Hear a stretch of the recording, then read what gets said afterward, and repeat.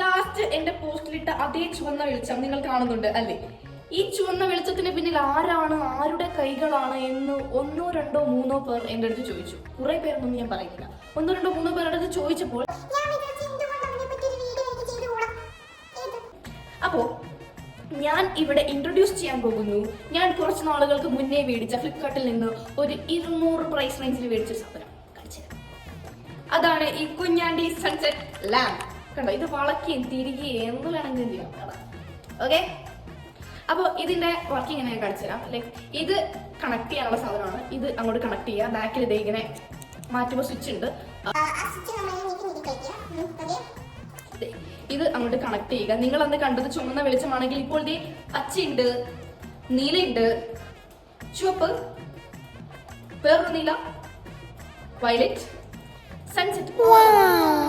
ഇങ്ങനെ ഇങ്ങനെ നമുക്ക് ചെയ്യാൻ പറ്റും. ദെൻ വെള്ളം.